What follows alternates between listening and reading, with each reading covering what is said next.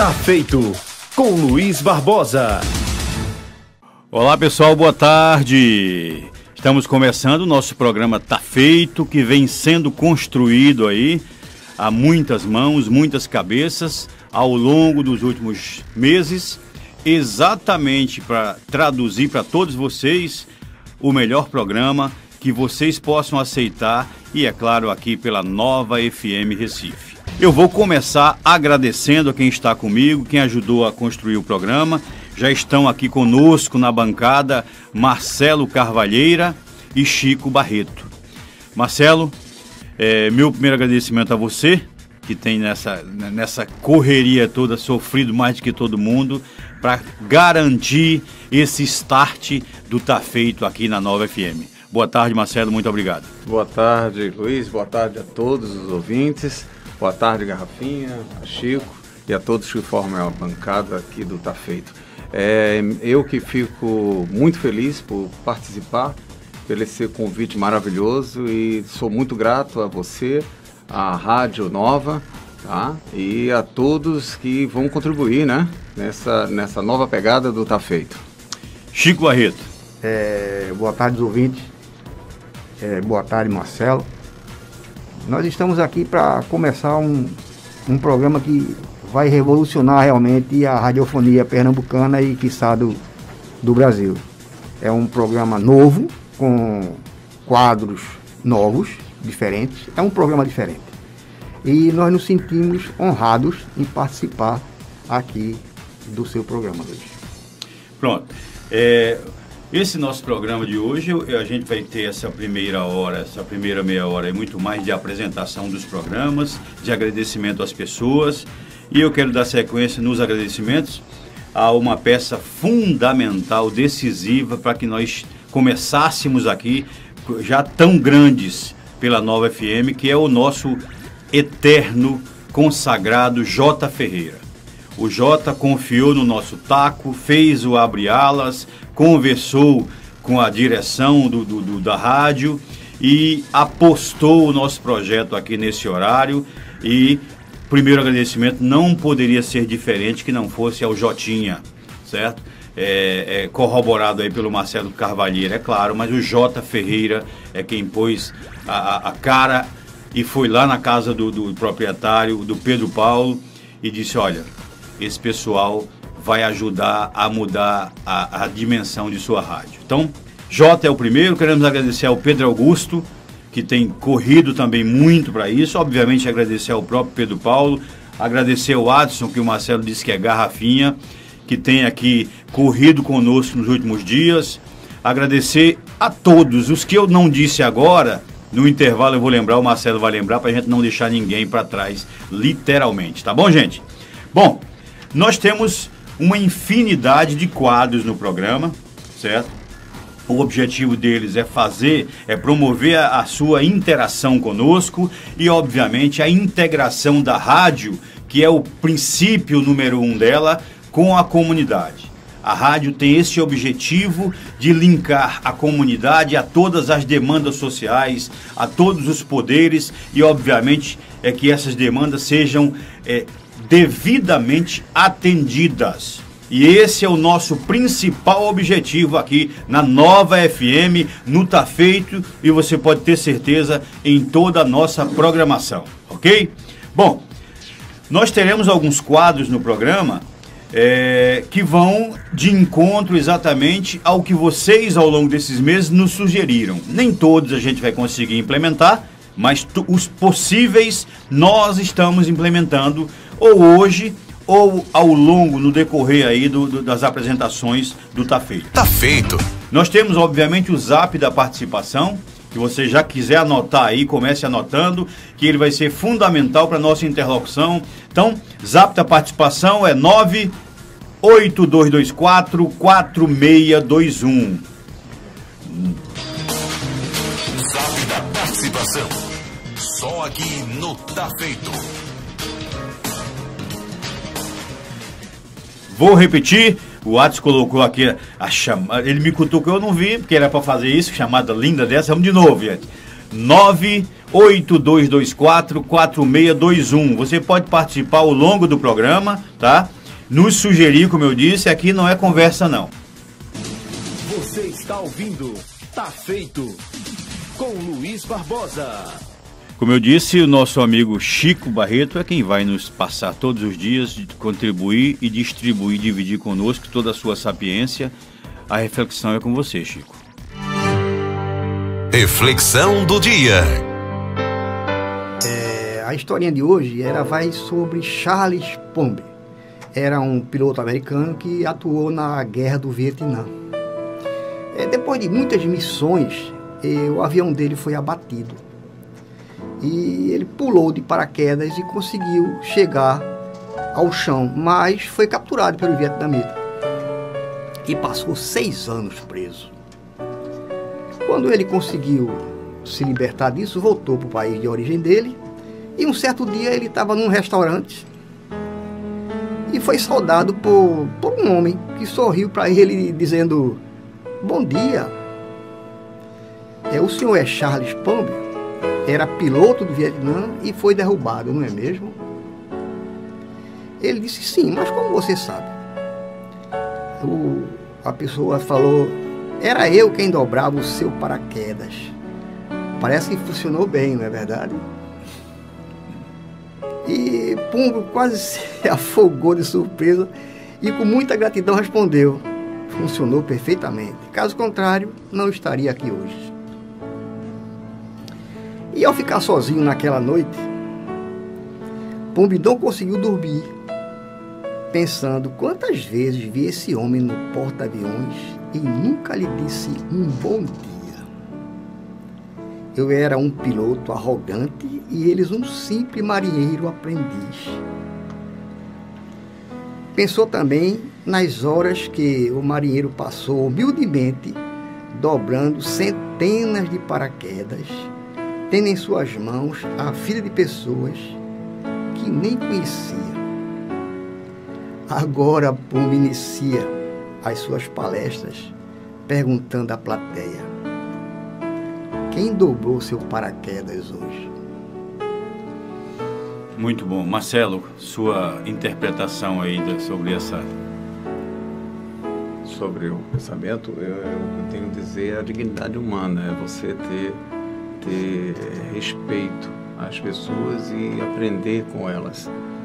Com o simples gesto de dobrar um paraquedas, salvou a vida dele.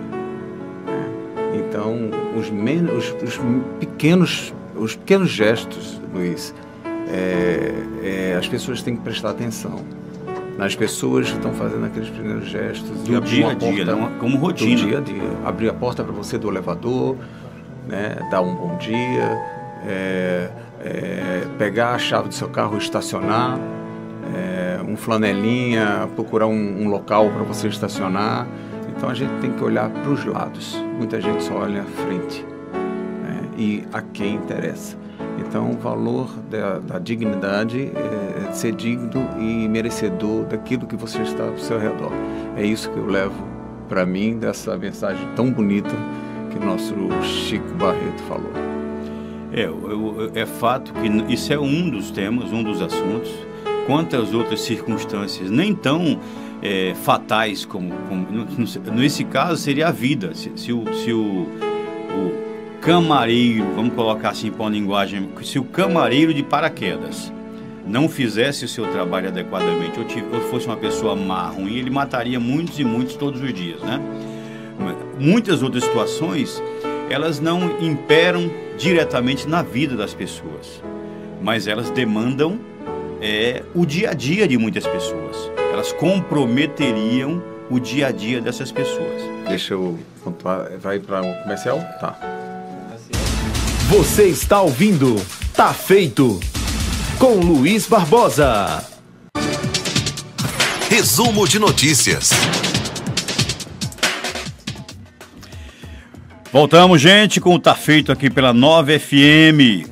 Nosso resumo de notícias ele é bem maior do que vai ser agora, tá? Mas hoje a gente está compilando os temas, certo?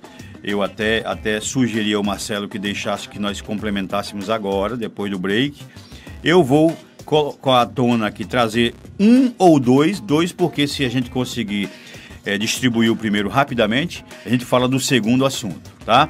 Mas, Marcelo Carvalheira, você acha que há uma possibilidade de que nós retomemos a economia tão brevemente ou vai demorar muito para que isso aconteça?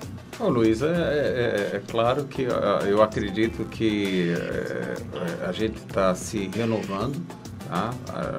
O comércio abriu, né? E em parte, né? Agora, como é chamado o novo tempo, né?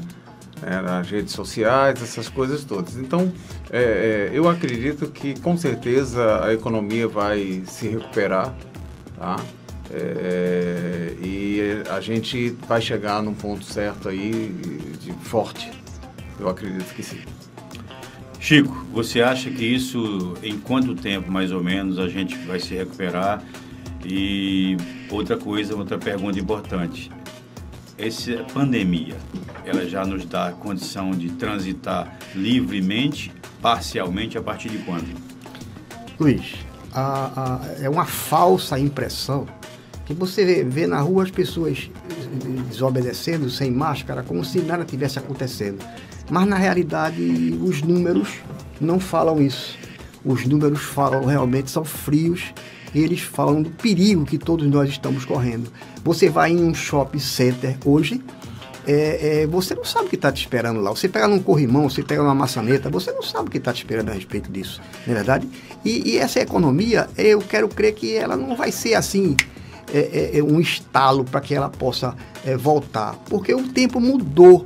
Não existe mais aquele... Hoje em dia você trabalha em home office. Tá certo que nem toda a função vai ser home office. Você tem que ter a função do presencial. Mas eu quero crer que a economia vai se arrastar um pouquinho para voltar. Ela vai voltar sim, porque o brasileiro, ele é, antes de tudo, um forte. É um nordestino. Eu acho que vai demorar um pouco, mas nós vamos conseguir sobreviver a tudo isso. Bom, vamos puxar logo o barco para o nosso segundo assunto, ver se a gente pelo menos levanta a poeira dele, que ele é tão importante quanto, é muito preocupante. Nós tivemos ontem o Senado aprovando aí uma lei que intimida, que limita, que preocupa, certo? Com relação ao campo aberto, totalmente amplo e franco das redes sociais. Certo? Eles inventaram aí a tal da lei das fake news, certo? Marcelo, você acha que isso pode nos cercear a liberdade? Até que ponto? Você concorda com essa regulamentação? Qual é a sua opinião?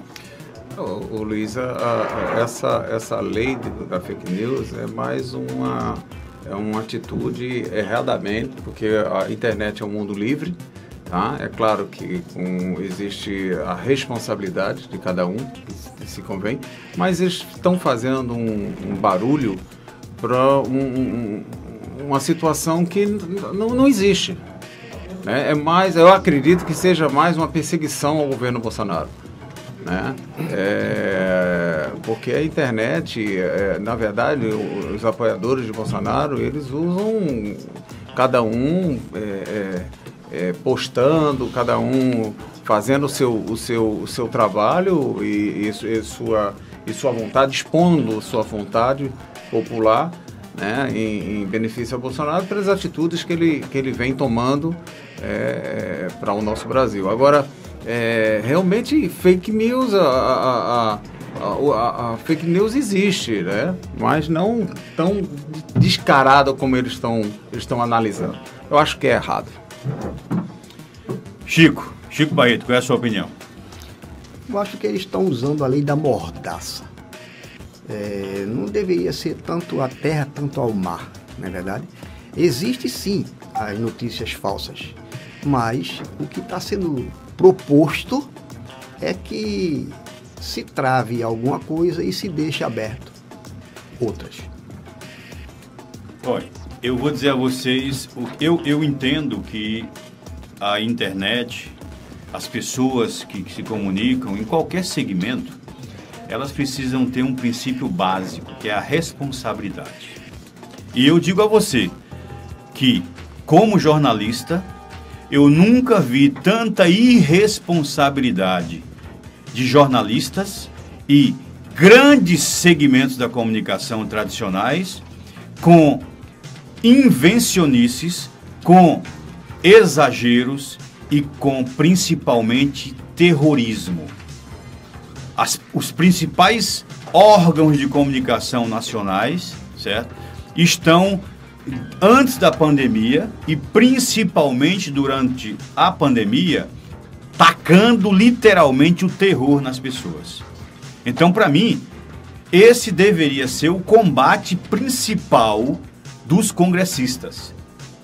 Essa deveria ser a real preocupação dos congressistas, em atacar, punir e controlar as mentiras do dia a dia.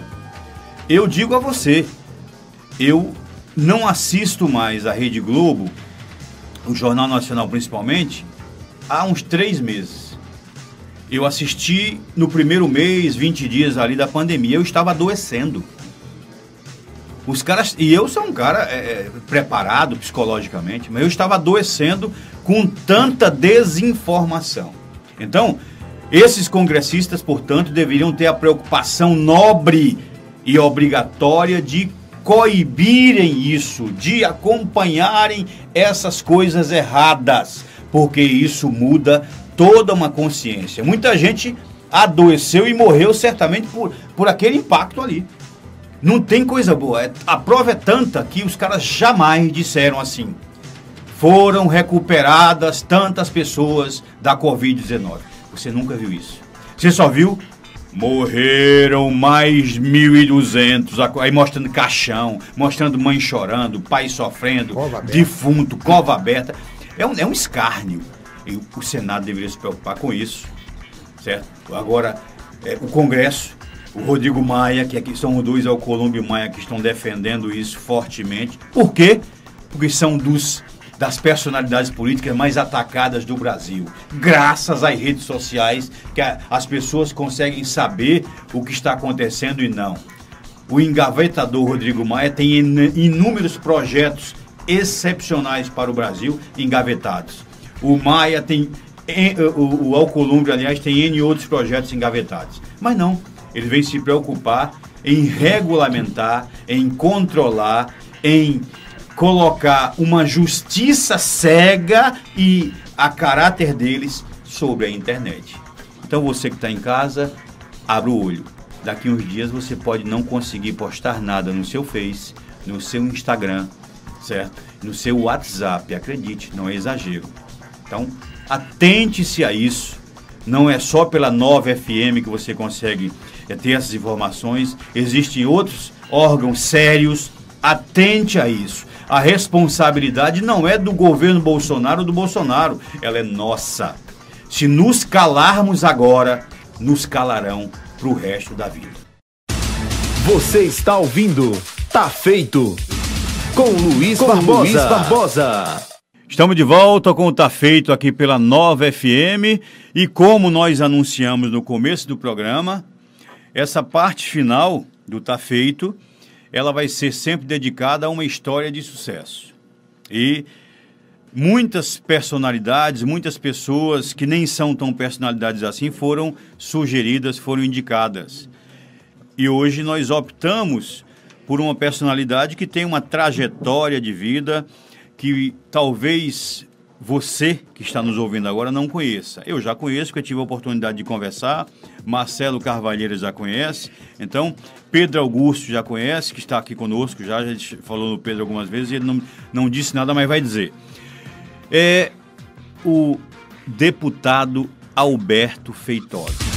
História de sucesso. Feitosa é um homem de origem profissional militar e que, na sequência, entendeu que deveria militar no campo político. Eu vou pedir as boas-vindas dele, dar uma boa tarde. E a nossa navegação hoje vamos conhecer humanizar o deputado Alberto Feitosa. Tira o deputado e vamos começar a conhecer Alberto Feitosa. Boa tarde, Alberto. Boa tarde Luiz, boa tarde Marcelo, boa tarde Pedro, boa tarde a todos os ouvintes.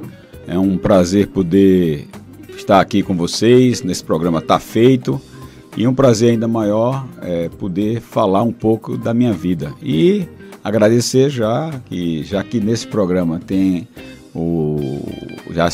já decidiu que ia pegar pessoas de sucesso. Eu não vou dizer que eu não tenha tido sucesso, e eu quero dizer a você que eu tenho trabalhado muito, e tenho dito que em um único lugar onde o sucesso vem antes de trabalho, no dicionário. Para mim, quem trabalha está fadado a conquistar as coisas. Eu acho que foi isso que eu fiz. Eu tive uma educação paterna, materna, que me ensinou muito que as coisas na vida são muito difíceis e que só serão conseguidas se a gente lutar, e lutar muito por ela. Então é isso que eu tenho feito todos os dias, e tento também passar isso para quem anda comigo, e principalmente para quem Deus me deu, que são os meus filhos.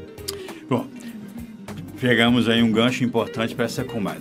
Eu vou chamar de deputado Alberto Feitosa para as pessoas em casa identificarem, né? Fique à vontade. Mas deputado a gente não é. Na verdade, o que a gente é Alberto Feitosa. O Alberto Feitosa nasceu aonde? Conta um pouquinho da família, quantos irmãos, e quando chegou a Recife. Eu sei que é coronel pela Polícia Militar de Pernambuco, não é? Então traga essa trajetória para a gente aqui, para todo mundo do Tá Feito entender um pouquinho. Bom, pessoal do Tá Feito, vamos ver como é que foi feito o Feitosa. Então vejam, na verdade eu sou filho de um pai maravilhoso. Ele já se foi, mas minha mãe é Dr. Paulo, né? Eu chamo Dr. Paulo porque meus colegas chamavam de Dr. Paulo, né? Para a mamãe ele é e será sempre Paulinho. E Dona Helena, eu chamo Dona Helena porque também, né, meus colegas chamam Dona Helena e eu chamo de mamãe. E é um casal bonito. Meu pai é engenheiro civil, jovem, se formou, estudioso. Mamãe, naquela época, também estudava na faculdade, mas a tendência natural era a mulher ficar tomando conta da casa, né? Ser doméstica. E papai, naquela época, conseguiu um emprego muito importante, bom para ele. Foi ser diretor da rede ferroviária em Natal e Mossoró, depois de Natal. Mossoró é uma cidade que, inclusive, hoje é uma cidade muito forte economicamente. Naquela época não era, mas é porque tem muitas plataformas de petróleo. Né? Petrobras investiu muito lá. E mamãe foi para lá, recém-casada, lá engravidou, mas resolveu então ter o filho em sua cidade natal, porque precisava de minha avó, Dona Judite, das irmãs, que eram muitos, eram 10 irmãos que ela tinha, de poder cuidar, de poder acompanhar enquanto o papai estava trabalhando. Então ela veio para cá e eu nasci no dia 8 de dezembro, às 5 horas da manhã, os fogos já pipocando, porque 8 de dezembro, Luiz, é o dia de Nossa Senhora da Conceição, né? Padroeira da cidade do Recife. Eu todos os anos subo o morro lá, visito, tento apoiar a festa do morro. Então foi assim. Então vim de Mossoró. Papai e mamãe disseram que eu fui gerado aqui, mas voltei para cá para ser. Eles sabem, né? Logicamente é um detalhe. Eles sabem. E fui para cá, então nasci aqui na maternidade do Recife. Fiquei aqui meus primeiros 30 dias. Mamãe, inclusive, disse que quando eu estava dando a luz, naquela época não tinha tanta precisão da medicina. Meu pai estava numa reunião no Rio de Janeiro. E então ele chega no hotel e tem um telegrama. Não tinha antigamente celular, né? Nem tinha WhatsApp, né? Então ele chega no hotel, tem um telegrama, e lógico que ele levou à conclusão que seria alguma coisa relativa ao nascimento do primeiro filho, que também ele não sabia, que naquela época não sabia qual era o sexo. E eles tinham tido uma discussão, é muito interessante isso, eu gosto de contar, eles tinham tido uma discussão sobre a escolha do nome. E naquela época, talvez Marcelo saiba mais, que Marcelo é filho de militar, tinha tido um homicídio no Rio de Janeiro, que era um capitão acusado de ter morto a noiva. E na verdade meu pai dizia que ele não matou a noiva, né? Que ele era inocente, ali tinha sido uma armação. E depois a justiça comprovou. Mas na discussão dos noivos Paulo e Helena, meu pai dizia, então, se ele foi inocentado, se nós tivermos um filho homem, vai ser Alberto Jorge, porque o papai gostava do nome Alberto Jorge. Mamãe disse, tá certo, agora se ele não for, quem escolhe o nome sou eu. Isso passou, ele foi de fato inocentado, papai diz, então, quando chega no hotel no dia 8 de dezembro, meio-dia, 2 horas da tarde, já para depois da reunião, aí chegou um telegrama e disse, nasceu Alberto Jorge. Ele disse que na época, Helena, já escolheu esse nome por quê? Aí, mulher gosta muito dos detalhes, homens é mais disperso, né? E aí ficou então Alberto Jorge, por conta dessa passagem, e aí voltei para Mossoró, passei lá até 64, houve a Revolução de 64, meu pai foi preso, naquela época pelos militares, passou ainda 71 dias preso, foi quando depois foi inocentado das acusações. 64, para quem está nos ouvindo, é a Revolução. E eu venho para cá, meu pai fica lá, preso ainda, e eu venho para cá com minha mãe e um irmão do meu pai, que veio justamente custodiando, e meu avô, que era promotor de justiça, também Paulo, é o nome do meu pai. E aí eu estudei, me criei no Cordeiro, ali fui morar inicialmente na Avenida São Martim, depois na Gomes Taborda, ali no Cordeiro, a antiga Rua da Lama. Depois nos mudamos para Maximino Buarque dos Mãos, que é uma das transversais da Avenida do Forte. E eu digo que foi uma infância que eu tenho até vontade de devolver esse tipo de infância aos recifenses. Que é uma infância que você vivia jogando bola na rua, andando de bicicleta, jogando bola de gude, peão, pegando beta no Capibaribe. Naquela época o Capibaribe era um rio totalmente que você podia tomar banho, não era poluído, né? Boas épocas do Recife. Então eu tinha um limite, meu pai e minha mãe me davam um limite. Como eu morava ali na Vila do Forte, meu limite era a Abdias de Carvalho e a Vida Caxangá. Para eu extrapolar esse meu limite, eu tinha que ter um adulto para nos acompanhar e a autorização deles. Então algumas vezes eu extrapolava o limite da Caxangá para ir no rio Capibaribe, pescar a beta, pegar a beta, e da Mascarenhas de Moraes, né, que é exatamente ali da Xex, né, que era para poder ir no regimento de cavalaria ver os cavalos. Bom, eu quero fazer uma tradução agora. Falamos um pouquinho da vida antes de casar. E agora? Casamento, quantos filhos? A família hoje do Alberto Jorge Feitosa.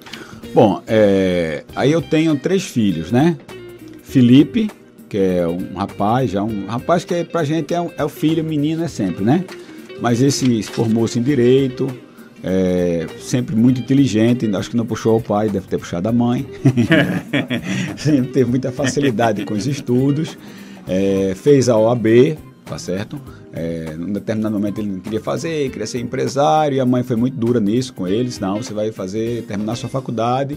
E depois ele então, depois de fazer a faculdade, a gente insistiu para ele fazer a OAB, se preparou 1 mês e meio, passou na OAB, depois fez um curso e foi trabalhar em Brasília. Passou numa prova de seleção, tinham 2 vagas, ele conseguiu passar. Hoje advoga, trabalha em Brasília, já está com o seu escritóriozinho, além de ter também esse emprego nessa empresa, que é uma empresa que presta serviço para prestação de contas para clubes de futebol, para verbas de clubes que recebem futebol. Felipe é um menino de muito sucesso. Aí depois nasceram Beatriz, que tem 18 anos, a semana retrasada já me apresentou o primeiro namorado, então eu tive a pressão cardíaca estava boa, porque senão... Né? Mas ela apresentou para o coronel ou pro pai? Não tem coronel, nem nessa hora tem coronel, não. Beatriz... Isso é difícil, viu, Luiz? Isso é difícil. Mas eu encarei de boa. Como dizer, o de boa não é meu, o de boa é dele, né? De boa, painho, não é assim, né?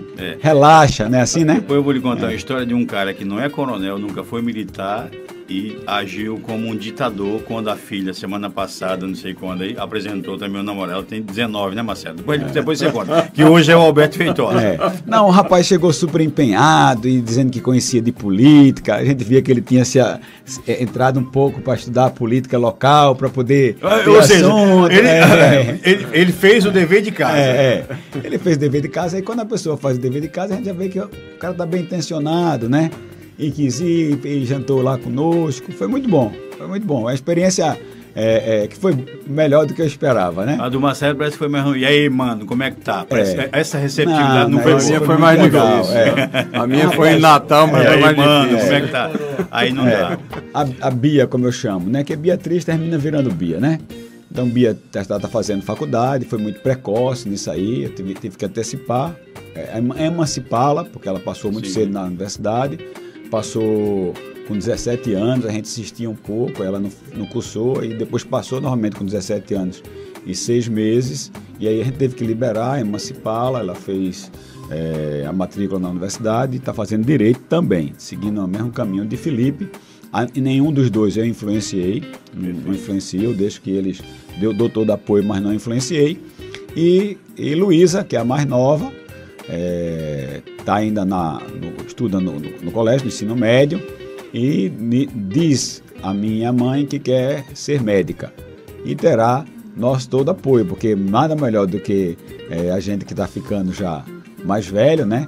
Ter depois um filho ou uma filha médica, porque vai cuidar da gente, não só ela, como também os amigos, né? É uma turma de medicina, vai se relacionar.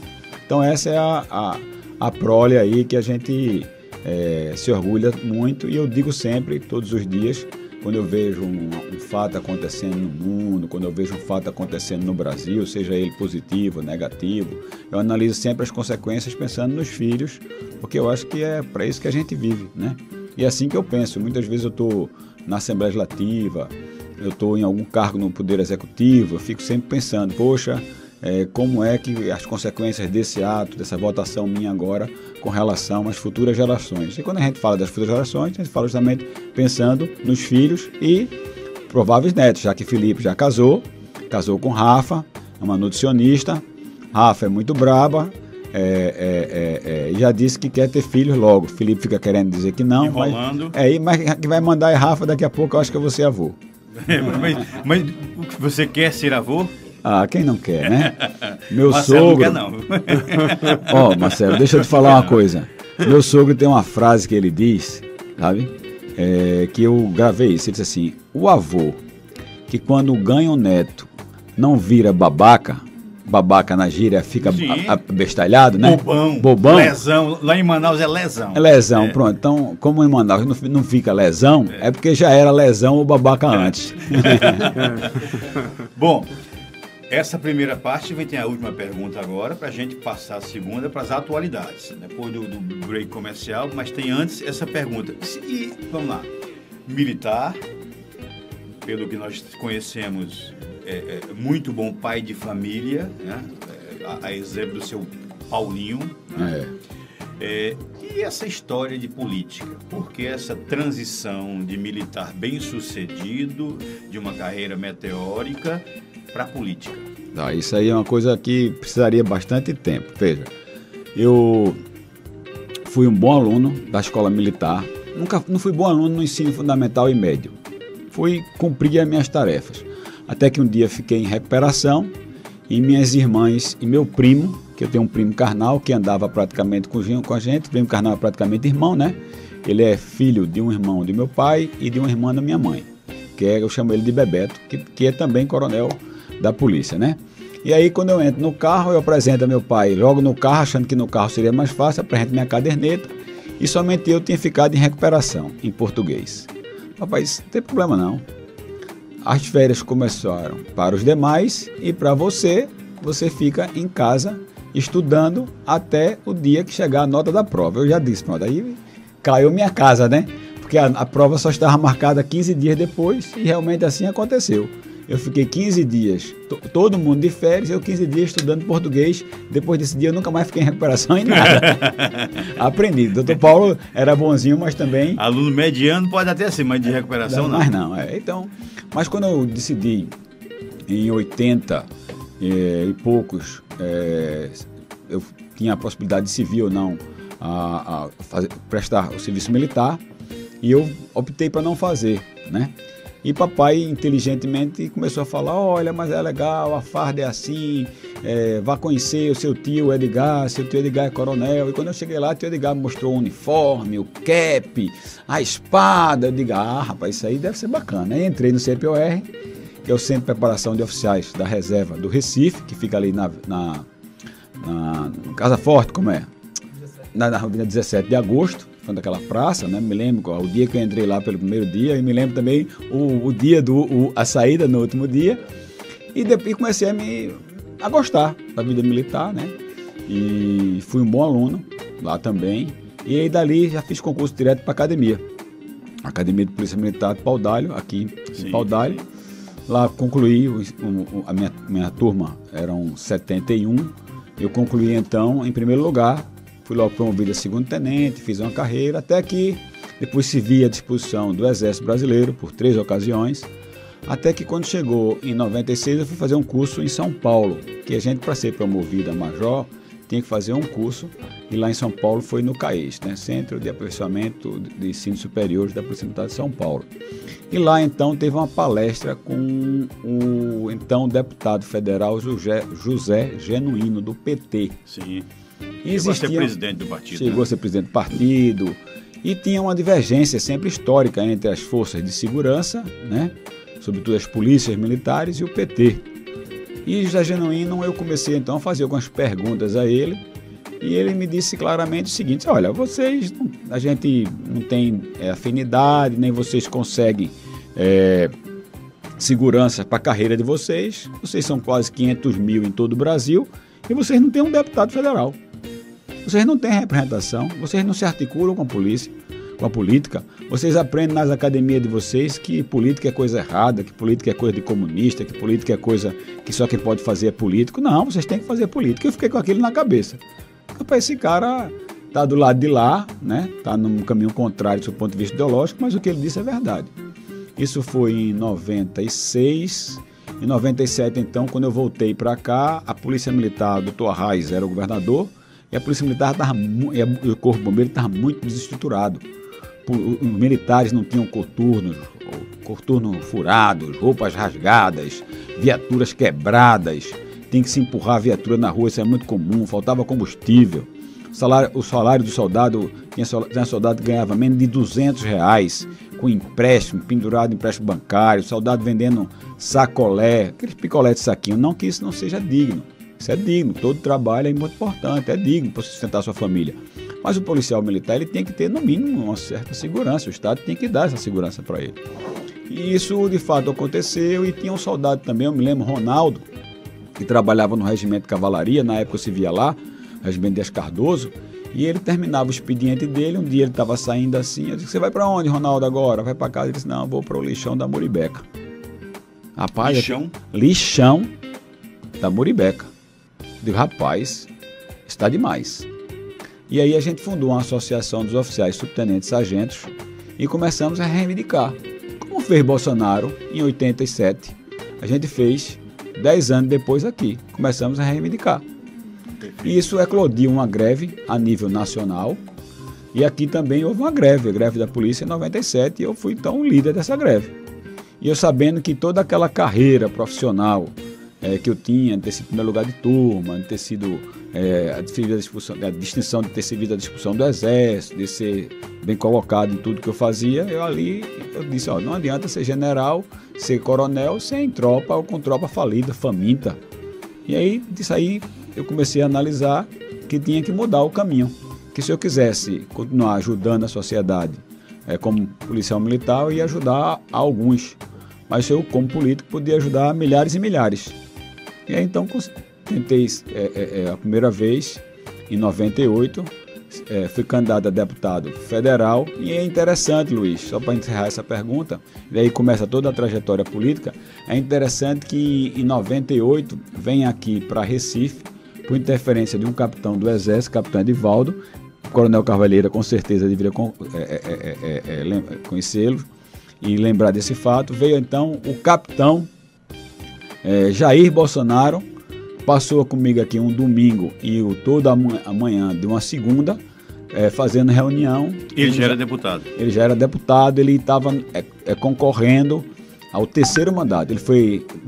Bolsonaro foi eleito a primeira vez vereador em 88, depois Bolsonaro se elege deputado federal 2 anos depois, em 90, e ele é eleito em 88. Eu estava na escola de equitação nessa época, a gente ajudava para eleger o capitão Bolsonaro, porque ele precisava ser eleito, senão ele seria aposentado do Exército, ganhando muito pouco, e ele tinha feito exatamente uma campanha salarial em defesa dos militares em todo o Brasil, né? E aí a gente queria... Desde lá atrás já ele fazia... Desde ele não mudou a sua história. Não era, né, nunca foi eleitoreiro, né? Não. Convicção.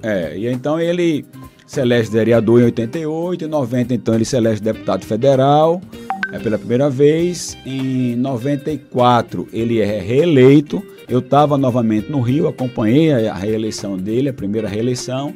E em 98 ele então vai para a terceira reeleição, né?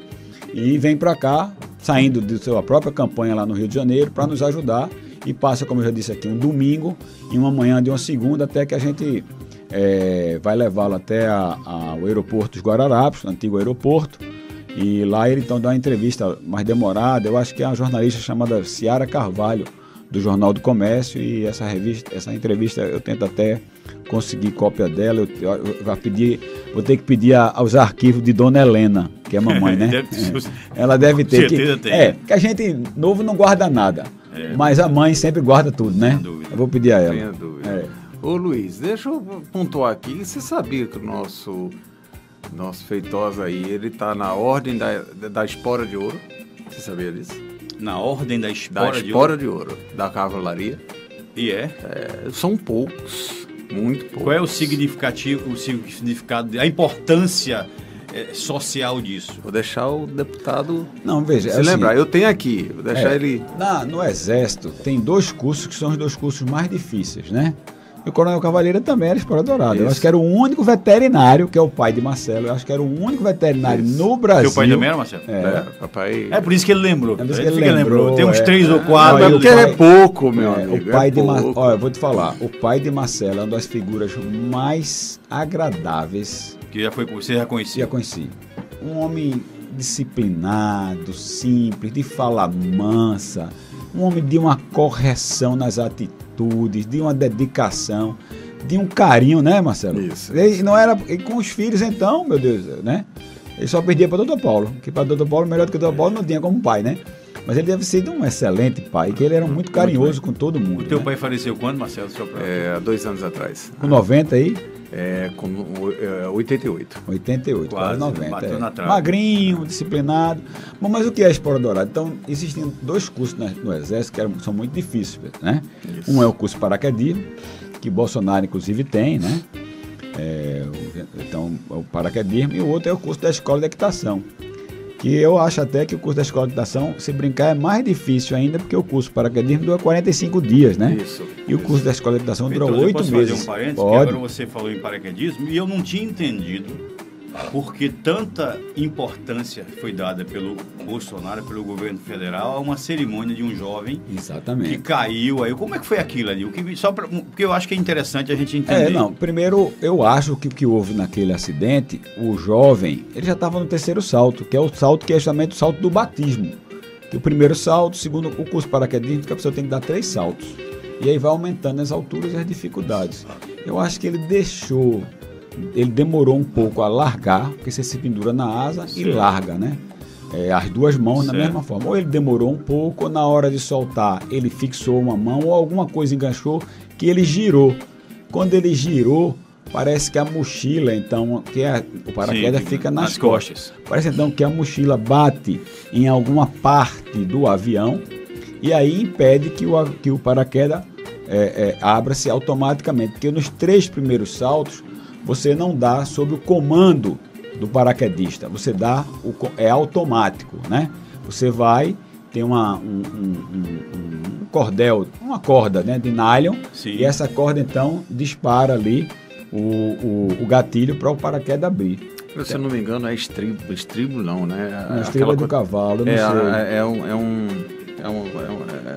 Porque tem o salto livre e tem o salto com a cordinha. Com a cordinha, e então o paraquedas não abriu, tá certo? Ele charutou, como chama, né? Quando o paraquedas não abre, o termo correto é charutar. Então, e ele caiu, queda livre, e veio a óbito. Então, por isso que Bolsonaro, que deve Foi uma cerimônia muito carregada de emoção. É um jovem de 18 anos, a família toda lá perdeu um jovem, né?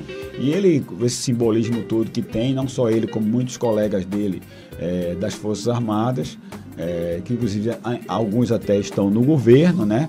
Como o próprio General Ramos também é paraquedista, de Guerra na Selva, né? Então ele fez questão de ir pessoalmente. Então você vê como é representativo essas coisas, e a gente aprende não só na vida militar, mas a gente aprende também a ter carinho, a ter respeito pelas coisas da nação, pelo patriotismo, mas também ter respeito ao ser humano.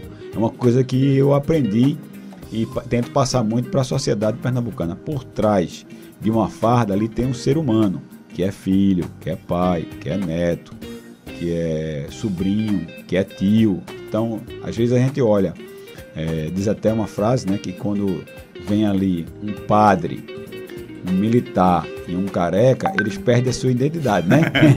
Só, aí vem um padre, um soldado e um careca, né?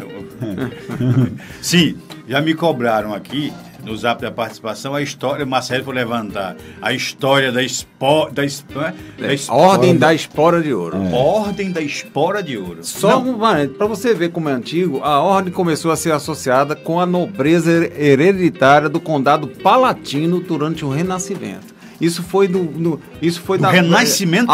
Após a morte do imperador Carlos V em 1558. Vamos ser sucintos. Mas isso não é muito de reinado, não. Porque o que a gente levava de queda de cavalo. Não tem nada de nobre. Mas vem de 1558. De nobre nessa história mesmo, só tinha nobre amigo cavalo, que é assim que a gente se refere, que é um animal fantástico. Então, quem faz esse curso da Escola de Equitação, que é um curso bastante difícil, uma turma começa grande, termina muito pequena, eu tive a oportunidade de concluir, né? Aí recebe, de vez de usar a espora de cor prateada, então recebe a espora dourada, né? E é significativo porque você estuda realmente como adestrar o cavalo e como aplicar o cavalo para a prática esportiva, que é um animal que depois a gente adaptou para ecoterapia, que é uma terapia que se faz. A cavalaria aqui ainda tem, né? Aqui em Recife tem? Eu tive a oportunidade de trazer isso para cá, certo? Eu implanto isso em 97, um pouco antes, eu acho que até da fundação, ou concomitantemente, paralelamente à criação da Associação dos Oficiais Subtenentes Sargentos, que é uma terapia que se faz com pessoas deficientes. Deficientes físicos, deficientes mentais. Funciona, viu, Luiz? Funciona muito, porque tem uma coisa muito importante, né? Interação com o animal. Muitas vezes as famílias escondem os deficientes em casa, né? E você quando coloca, e a maioria dos deficientes, ele sempre vê as pessoas acima dele. Certo. Eles estão sempre sentados, ou prostrados numa cama, ou sentados numa cadeira de roda. Então a primeira coisa que se faz com essas pessoas é você colocá-la em cima do cavalo. E, portanto, acima das pessoas. Acima das pessoas. Então, isso aí já dá uma autoestima enorme. Então, a gente tem isso, né? Que a gente estuda sobre isso. E também estuda a aplicação correta, tá certo, do cavalo como tropa, né? Como cavalaria, como tropa de controle, como policiamento, né? Que é uma tropa extremamente importante para controle de distúrbio ou para a segurança pública. A gente diz também, numa linguagem militar, que o homem a cavalo ele tem uma ação de comandamento. O que é ação de comandamento? Ele está acima das pessoas e ele tem uma visão mais ampla e pode, inclusive, diz que um homem a cavalo ele serve, às vezes, muito mais do que 10 homens a pé. Então, perguntando aqui se você tem ou teve algum apelido. Eu tive um apelido, é muito engraçado esse negócio do apelido. Meu apelido era Bobode. Por quê? Bobode. Por que Bobode? Não é Bobó não, de camarão? Não, é Bobode mesmo? Por quê? Porque era Bobode e Bebeto, porque o nome de Bebeto era Carlos Alberto. Então eu não conseguia dizer Carlos Alberto, muito novo, então eu chamava ele de Bebeto. Bebeto. E o meu era Alberto Jorge, e ele também não conseguia chamava de Bobode. Então isso a gente cresceu até Bobode, até que um dia minha mãe então resolveu abolir. Não vai ter mais apelido aqui, né? E meus colegas, a gente morava em casa, numa rua, né, numa vila, ali no Cordeiro, na rua Maximino Duarte dos Irmãos, já disse até, e meus colegas chegavam e diziam assim, Bobode tá aí? Mamãe dizia, não existe isso. Não existe Bobode aqui existe Alberto e Jorge. E Dona Helena fez isso e terminou que mudou, e depois que eu entrei na caserna, então virou de verdade, nem Alberto nem Jorge, virou Feitosa. Bom, nós vamos dar um intervalo.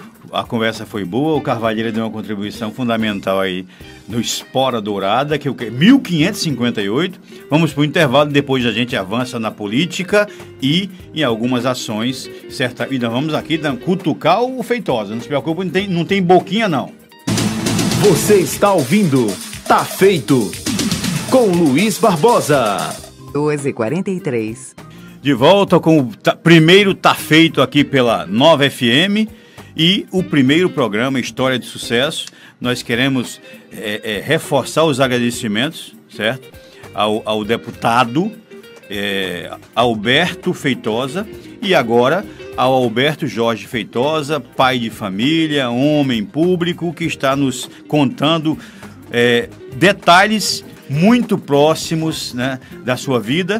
E reveladores, aqui o Marcelo, o Pedro, está todo mundo pedindo, o próprio André, assessor dele, para eu chamar de Bobode. Mas não vou chamar não, porque só no próximo programa a gente começa com Bobode. E o Bobode depois virou bode no Salesiano. Bode? É mais fácil, né? Bode. Aí não dá certo não. Aí foi quando a Dona Helena ficou brava mesmo. Bom, Alberto Feitosa, agora é hora da gente dar as cutucadas necessárias, certo? Nós vamos tentar puxar. Eu quero terminar hoje a nossa conversa com essa história, na minha opinião, absurda, certo? Eu chamo de marco, certo? E algumas pessoas dizem narco do saneamento. Vai terminar com essa. Mas eu quero 2 assuntos importantes que nos pediram para abordar. Tivemos ontem a confirmação de mais 2 parcelas do auxílio emergencial. Qual é a sua opinião sobre isso? É pouco? Há uma possibilidade de esticarmos mais? O governo Bolsonaro está agindo bem nesse sentido? Olha, em primeiro lugar, eu acho que todo o Brasil comemora. E não comemora só as pessoas necessitadas que precisam desse recurso.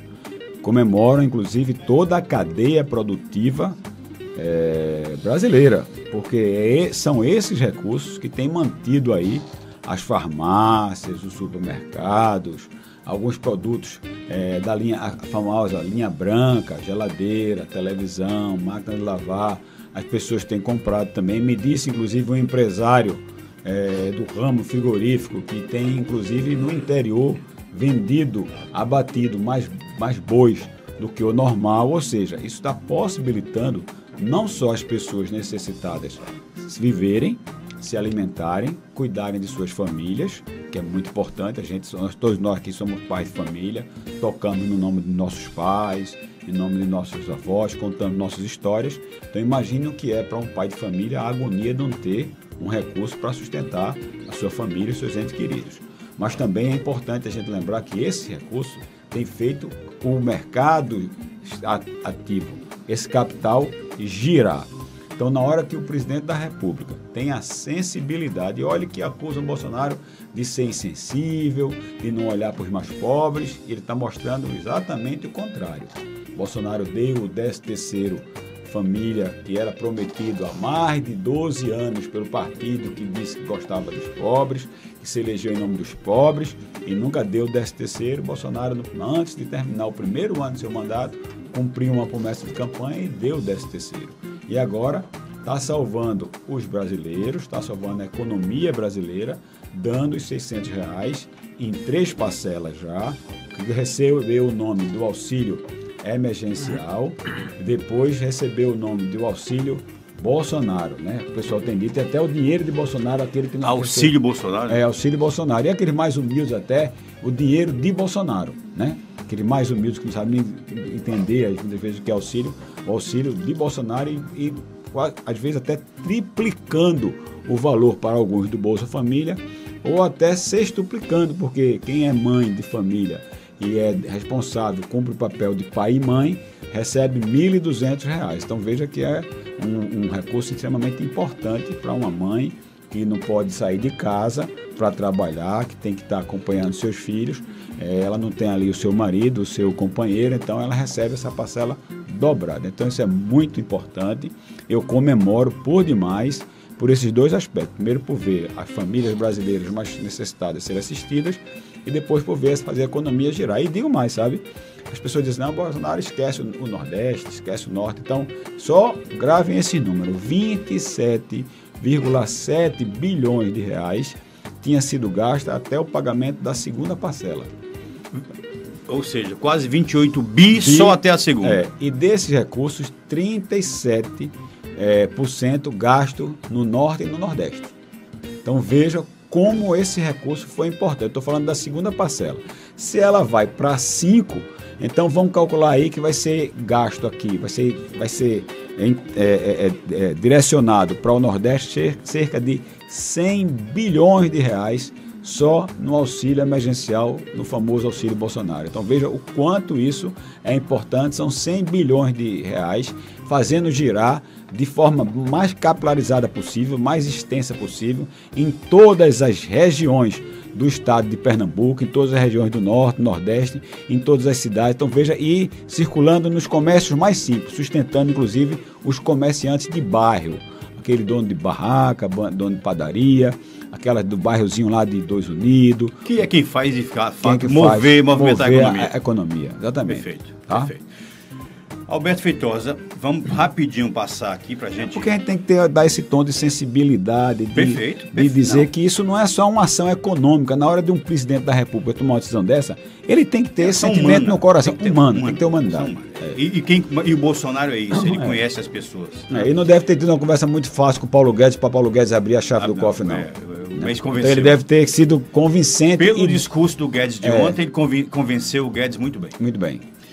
Alberto Feitosa, ontem nós tivemos aí o Senado aprovando aí, eu vou chamar de ditadura das redes sociais. É verdade. Essa questão aí de impor regras, novas regras, normas, a comunicação de redes sociais. Isso é um absurdo por completo. Qual é a sua opinião sobre isso? Você já disse tudo, né? Regras sempre é boa, sempre são boas desde que ela tenha equilíbrio. Quando você aprova regras com o intuito de tolher direitos, e isso é muito ruim. A gente vive hoje no Brasil, tá certo? Determinadas omissões e determinados momentos excesso. Então o que foi aprovado ontem pelo Senado é uma regra extremamente excessiva, que venha inclusive a tolher, a atrapalhar aquilo que tem funcionado de forma natural, que é a comunicação entre as pessoas, sem custo, tá certo?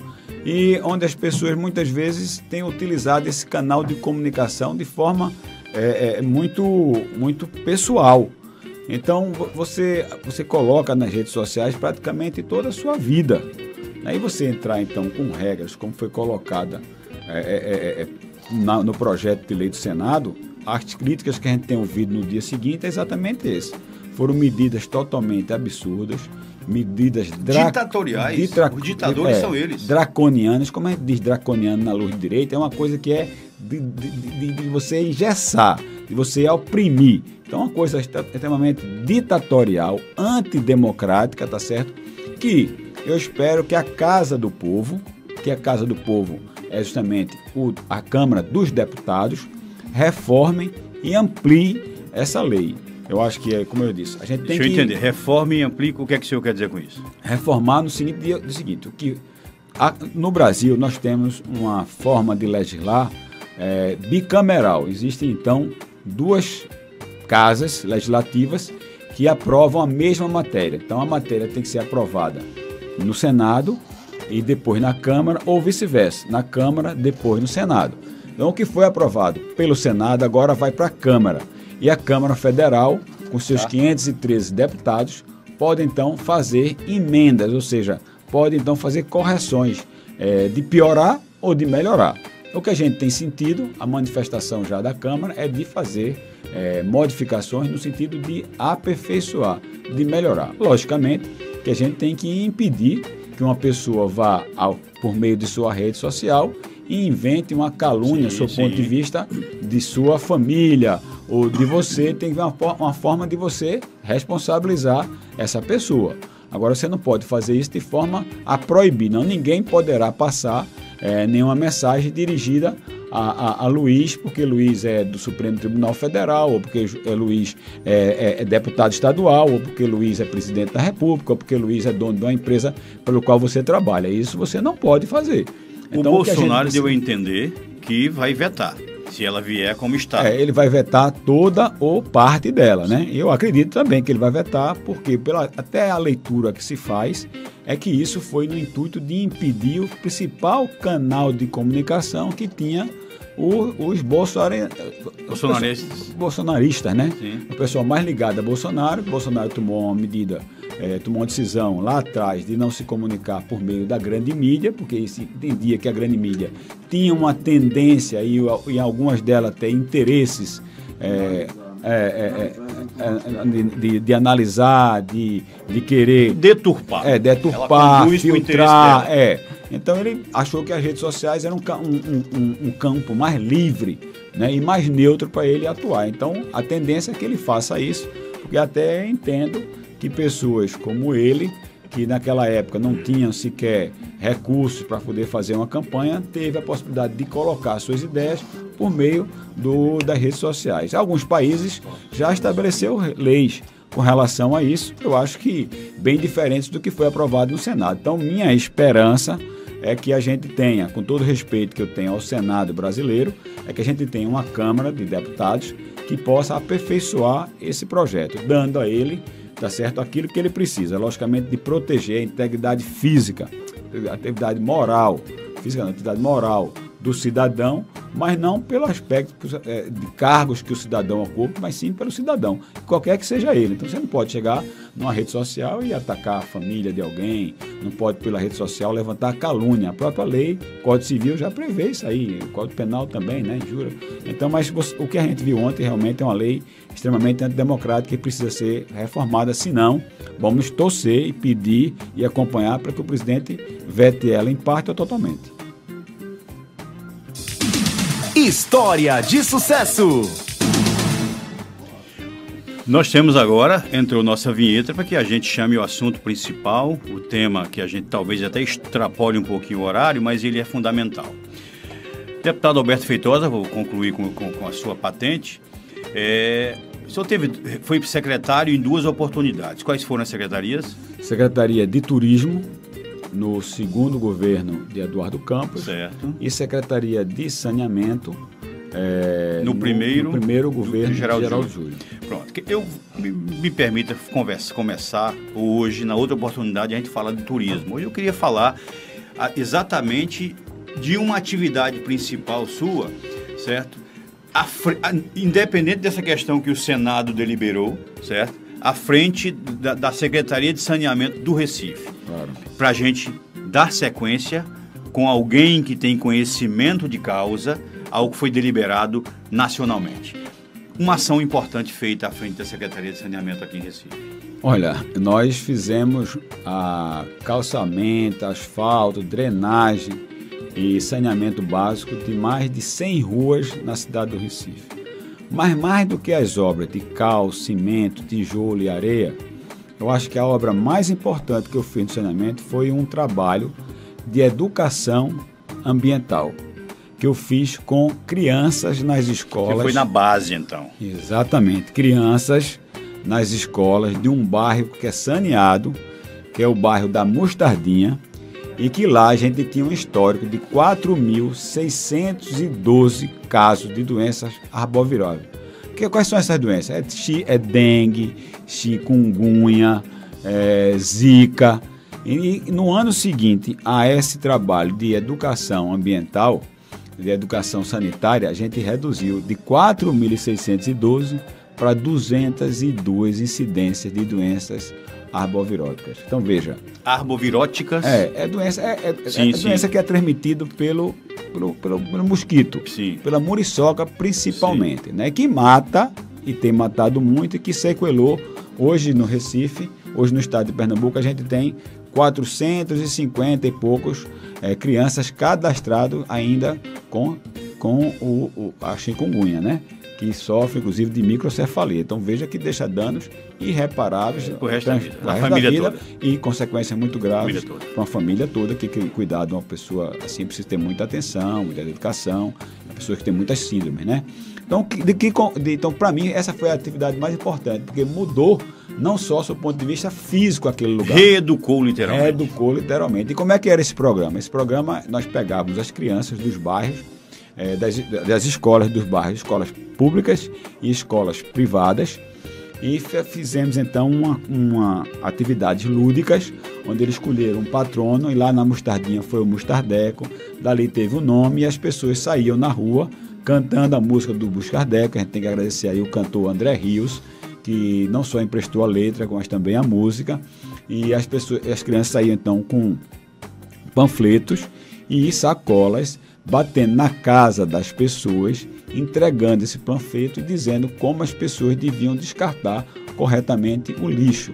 Porque o que é que a gente via e que era obrigado a gente ter, em média, 150 a 170 intervenções por mês no bairro da Mostardinha, no caminhão limpa-fossa, que era todas as vezes que as pessoas abriam a caixa de visitação ou a boca de lobo, encontrava ali tijolo, isopor, resto de capacete, madeira. Ou seja, total falta de educação. Aí é quando chovia, a água não tinha como escorrer, alagava o mosquito. As próprias pessoas que se prejudicavam com o que vinha de lá de dentro. Então, com essa educação, a primeira atividade foi bater na casa das pessoas, as crianças também falando para os seus pais, para os seus tios, para os seus avós, para os seus irmãos mais velhos. Crescendo com essa nova mentalidade.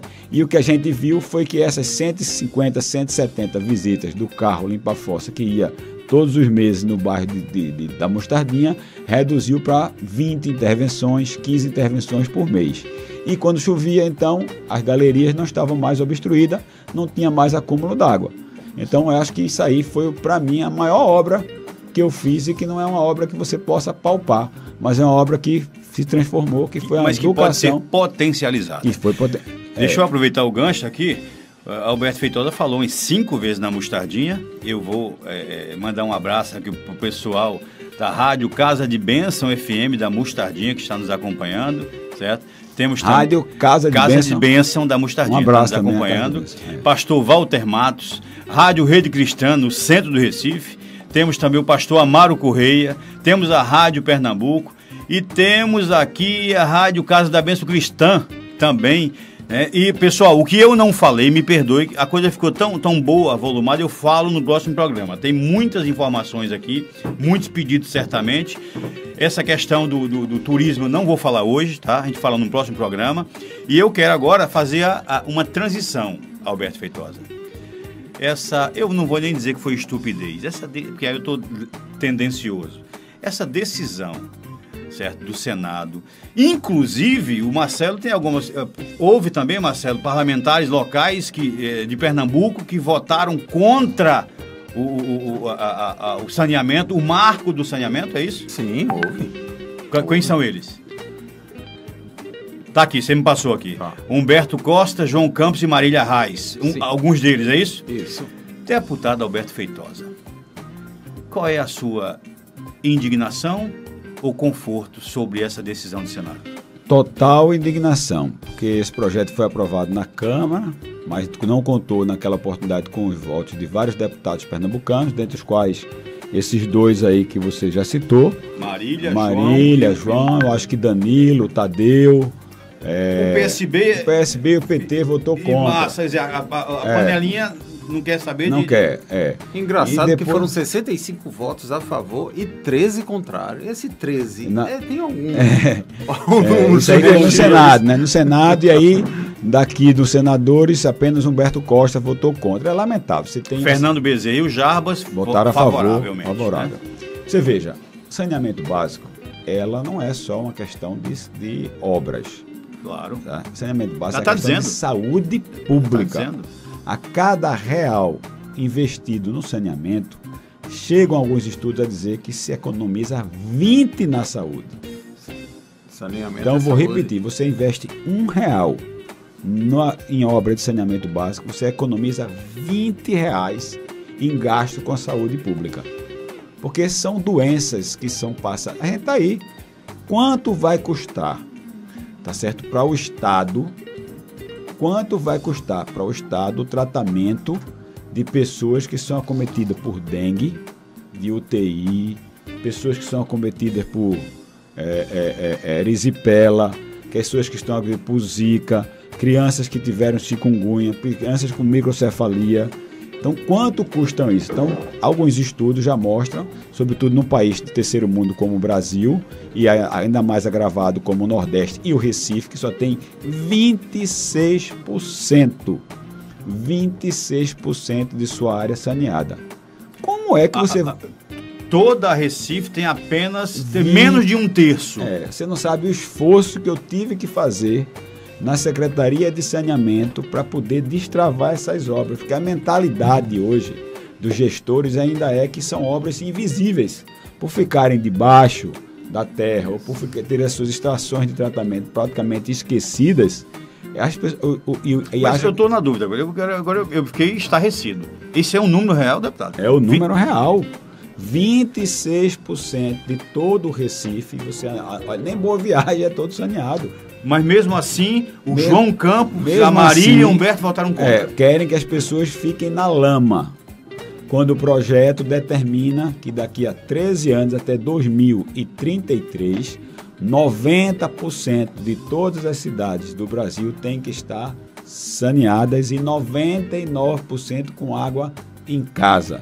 Mesmo assim, alguns parlamentares pernambucanos votaram contra esse projeto. Eu acho que isso, deputado, que você falou por ficar embaixo da terra, porque isso está sendo represado há 3 décadas. 3 décadas que isso não se toca no assunto. Isso é escondido, você quer dizer? Exatamente, por isso que ele já respondeu. Né? Eu disse, porque é uma coisa tão para a saúde, tão brilhante para a saúde, que realmente saneamento é saúde, por estar escondido, isso está sendo represado há 3 décadas. Me diga, São Marcelo, 30 como anos quem de administrou a cidade do Recife há quase 20 anos é contra isso? Quando sabe que tem uma Compesa que não funciona. Não funciona na tarefa mais simples, que é de água. Se andar ali na Agamenon Magalhães, você botar ali para Santa Amaro 200, 300 metros para dentro, as pessoas não têm água em casa. Nós tivemos que colocar água em casa, na casa das pessoas. As pessoas não têm. Tem o pessoal de Dois Unidos que alegou isso aqui. Dois Unidos, se chegar nos altos do Recife, também não tem água em casa, não chega. Tem gente que faz até um poço artesiano por conta própria e comercializa a água, levando água por mangueira na casa das pessoas. Então, quando você administra uma cidade, sabe que a realidade é essa, como é que você orienta a sua base a votar contra um projeto desse? Parece até que tem outros interesses. Quando você tem uma companhia pernambucana de saneamento, que isso a gente sabe que é impotente, que não tem recursos para isso. Quando você vê que o mundo todo está vencendo essas etapas com a privatização, com leilões e com licitações para que a gente possa explorar e oferecer esse serviço às pessoas. E você fica aqui numa visão, tá certo? Estatizante, arcaica, esquerdista, cubana, tá certo? De não permitir que haja o capital para melhorar a vida das pessoas. Quando você entende que o Estado é impotente para aquilo, o Estado tem que buscar parceria. Esse é o Estado moderno, essa é a economia liberal tão defendida por Bolsonaro, que naquele discurso que veio a público ele disse: a minha economia é liberal, eu tenho que melhorar a vida das pessoas, eu tenho que gerar emprego. Isso serão investimentos altíssimos. Você sabe quantos empregos vão gerar no Brasil ao longo desses 13 anos nessas obras? 1 milhão de empregos.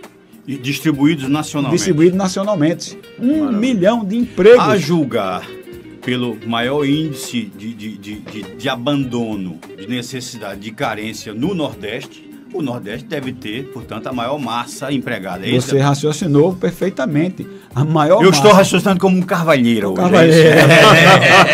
Você raciocinou. Estou pegando o jeito. Você raciocinou inteligentemente, na lógica. E, além do mais, veja, não só a maior quantidade de empregos, como também a maior direcionamento de recursos.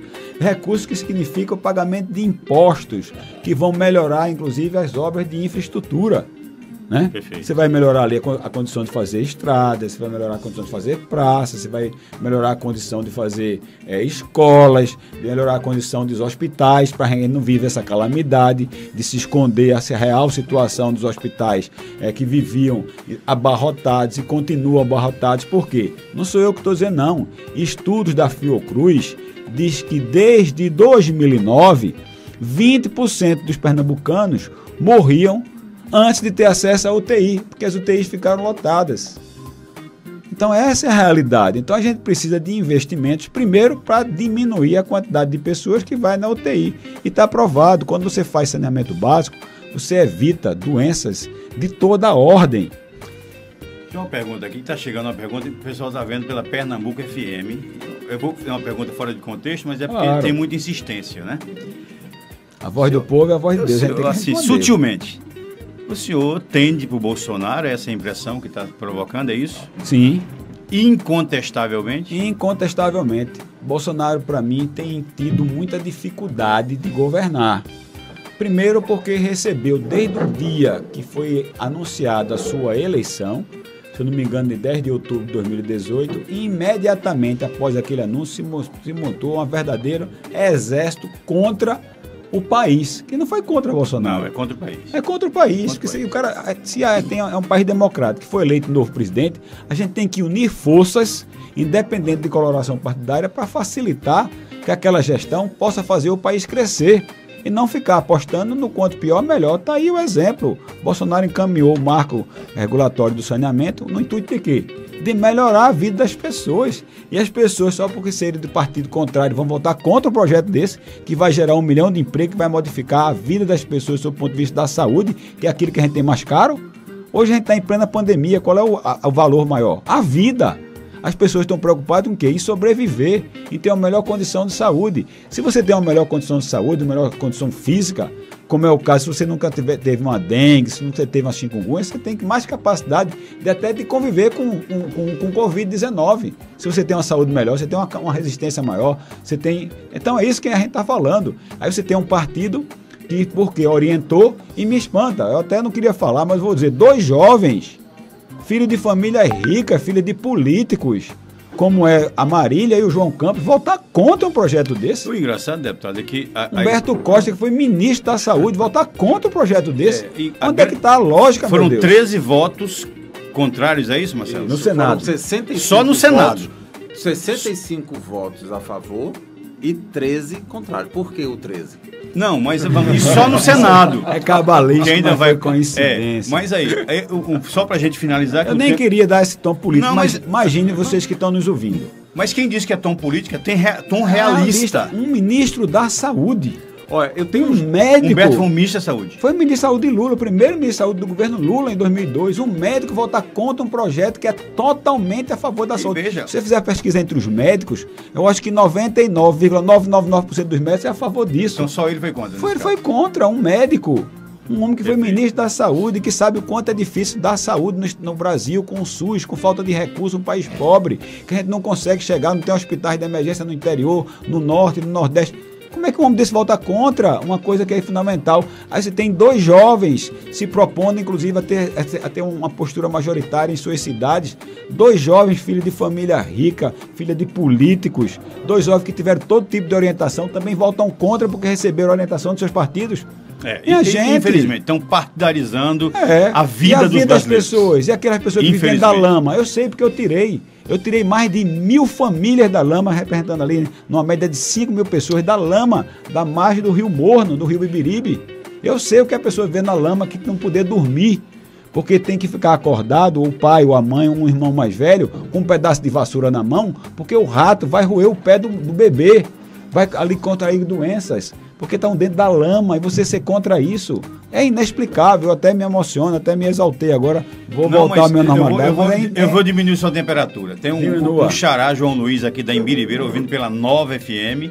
Opa, João Luiz. Faz uma pergunta bem básica. Pergunte a ele se ele toparia um debate com essas pessoas, um bate-papo. Ele não pode fazer debate. Posso... Com qualquer pessoa. Veja, na hora que eu decidi ser homem público, eu conversei isso com meu pai, conversei isso com minha esposa na época. Hoje eu sou separado de Adriana, que é a mãe dos meus filhos. Mas eu conversei com a Adriana, conversei com minha mãe, conversei com meus amigos. Ó, agora a gente vai para uma vida pública. E como homem público, a gente tem que estar aberto a tudo. Então, se esse foi o princípio no momento que eu decidi ser político, então eu topo debate com o seu João Luiz e com quem ele convidar. Pronto, eu vou pra que a gente provocar... discutir qualquer tema. E eu sou muito simples, viu, Luiz?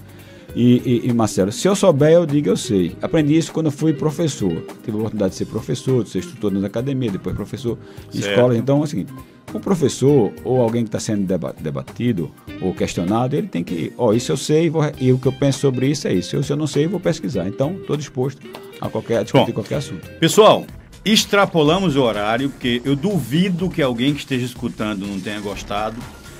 Tem o André Corrêa aqui que está fazendo com o dedo para eu não parar de falar, mas o tempo da rádio é isso. O Marcelo, uns 10 assuntos que ele queria propor, não vai dar. Pedro fez aqui uma plataforma da entrevista que eu não vi 4 itens. Grazi não falou nada, mas vai falar que está aqui atrás.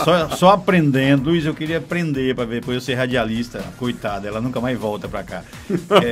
Então, eu vou agradecer primeiramente ao deputado Alberto Feitosa. Segundamente, como diria seu Luiz Barbosa, meu pai, falecido. O Dorico Paraguaçu, né? O Dorico. Vamos lá. Os mais jovens também não sabem. Segundamente, ao André Correia, que conseguiu lhe convencer a vir aqui tão rapidamente que alguém furou, eu digo, André, o deputado vai. Isso foi de ontem para hoje, né? E antes de suas considerações, vamos terminar com suas considerações, eu quero reforçar os agradecimentos ao Marcelo Carvalheira, que possibilitou o nosso início aqui. Agora, invertendo, antes eu agradeci ao Jota, agora eu vou agradecer ao Jota Ferreira na sequência, que foi quem abriu alas para que nós estivéssemos aqui na Nova FM, foi quem nos deu algumas orientações e em quem eu estou me inspirando para tentar fazer parecido. E que também vai ter um programa aqui na Nova FM. Nós estamos aqui porque ele abriu alas, então mais adiante a gente vai falar do programa do Jota de 2 horas, né? Que é a grande... Você quebrou, vai ser a grande novidade da programação da Nova. Ao Pedro Augusto, que está fazendo todo esse trabalho aí de base, levantamento, mapeamento, 1000 perguntas para eu escolher 4. Eu não sei se eu chamo de garrafinha. Garrafinha. É garrafinha. Caveirinha ou Adson. É garrafinha. A caveirinha ele não me autorizou não, porque ele está usando essa máscara ridícula que você comprou para ele, que eu estou sabendo. Você comprou essa máscara para ele. 2,50. Bom, então, agradecer, obviamente, à direção, né, ao nosso Chico Barreto, ao Pedro Paulo e a todos vocês que estão nos acompanhando e aos parceiros de rádio que mandaram mensagem. Me perdoe, eu não pude ler tudo, mas eu prometo que amanhã eu abro lendo as mensagens, tá bom? Deputado, antes de sua finalização, podemos confirmar 2 coisas. O primeiro já foi confirmado, que virá uma oportunidade de falar sobre turismo. Vamos embora. E o outro na hora, quem topar o debate sobre saneamento, sobre Recife, pode ser... Debate não, vamos colocar bate-papo. Não dá problema eleitoral. Pode ser também? Suas considerações finais, muito obrigado aqui por estar no nosso primeiro Tá Feito. Vamos então agradecer a todos da Nova FM, agradecer ao Pedro, agradecer ao nosso amigo aqui, Marcelo Cavalheira, né? Filho do nosso saudoso Vulgo Dengão. Ele tem um apelido, chama Dengão, mas a gente fala no próximo programa. Então já vi que eu... Não, se não chamar de Dengão, ele fica chateado. Tem Caveira, Dengão, eu já vi que Bobó é Beroga, seu Beroga. E eu sou agora Beroga. Como é? Beroga. Seu Beroga. Não, seu Beroga não, Beroga. Porque ninguém é seu, eu sou só Beroga. E agradecer aí também a todos que nos ouviram. Agradecer extremamente aí, de forma muito simpática, singela, a todas as rádios comunitárias que estão nos acompanhando. Perfeito. E dizer da minha satisfação, meu prazer de estar aqui com vocês e a minha disponibilidade para voltar quantas vezes... Tanto para o turismo como o que precisar. Podemos me ter como um consultor oportuno? Eu não acho que eu mereço esse título de consultor, não. Não, consultor, porque, veja, no debate que foi colocado com tanta propriedade de vivência que eu acho que a gente pode contabilizar isso. O homem é espora de ouro, tem que ser consultor notável. Olha, o André fez por trás, assim, com o dedo de positivo. Então, positivo é a disponibilidade. Agora, daí o título de consultor... bondade de vocês. Consultor comentarista. Comentarista. Só ele quer ser consultor. Ele exigiu uma placa de consultor. Aí tá certo. Todo carvalheiro merece ser consultor. Isso é ridículo. Mas ele tem um irmão que pinta divinamente bem, é engenheiro mecânico. Olha, se o irmão dele, eu vou lhe frustrar, se o irmão dele pintar como ele faz churrasco, o irmão dele é uma desgraça como pintor. Então vamos fraquíssimo. A cachaça me disseram que é boa. Bom, é minha família, não? Eduardo Cavalheiro. Pronto. Topado, então, fechado. Topado. Adson, podemos concluir, meu amigo? Gente, muito obrigado. Os percalços eventuais de hoje, vocês vão nos orientando conforme. Zap da participação, repetindo, tem aí a nossa vinheta? Tem. Bota lá para eu dizer o número, que agora até vinheta tem no Zap, Marcelo. Zap da participação. Só aqui no Tá Feito. Lá vai. Obrigado primeiramente a quem conseguiu decorar. A gente falou 2 vezes. É 98224-4621. Repetindo, zap da participação do Tá Feito aqui na Nova FM, 98224-4621. Tá feito. Tá feito. Apresentação: Luiz Barbosa. Luiz Barbosa.